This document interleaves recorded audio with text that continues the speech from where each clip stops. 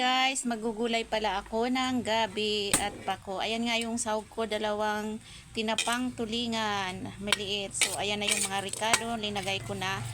So bali, ito ang aking gata, isang mangkong gata. Ayan guys, lalagay na natin ang gata.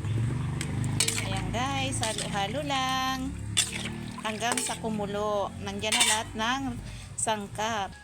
Ayan guys, kulong-kulo na ang gata. Ilalagay na natin ang gulay. Ayan ang gulay, gabi. Ayan ang gabi. Ayan. Lagay na natin guys. Hindi natin siya haluin para hindi makati. Ayan guys, punong-puno ang aking kawali. Pero mamaya, kaunti na lang yan. Halo-haloin natin ng bahagya para ayan guys, mamaya kaunti na lang yan pag malapit ng maluto.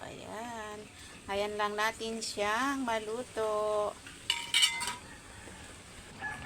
Ayan guys, balik na rin natin para yung nasa ilalim maging sa ibabaw na rin. Ayan, bango na guys. Ayan.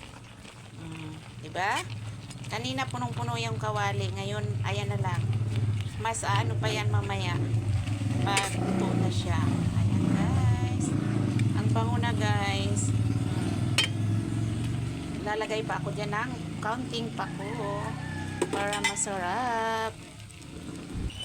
Ayan guys. Yummy yummy na. Ayan, naluin ko na. O, diba guys? Ang kaunti na lang. Kaunti na lang. Kanina punong-puno yan.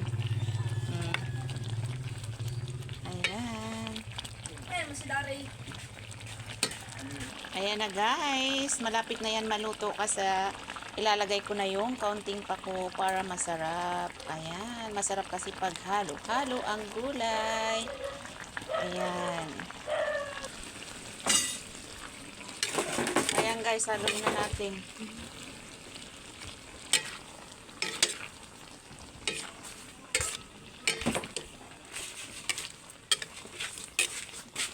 Ayan.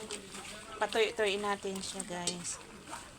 Ayan guys, luto na. Maglalagay ako ng sili. Ayan. Sarap-sarap na. Bango-bango.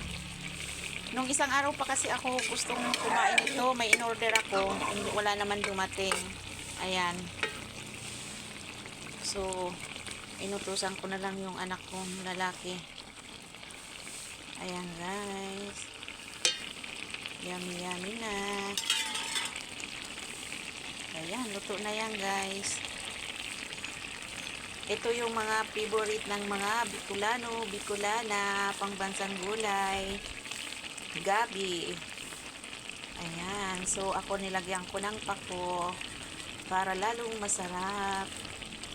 Kasi tamang-tama kasi maulan. Ang sarap kumain pag gata yung ulam mo. Saka may, ayan, may cherry.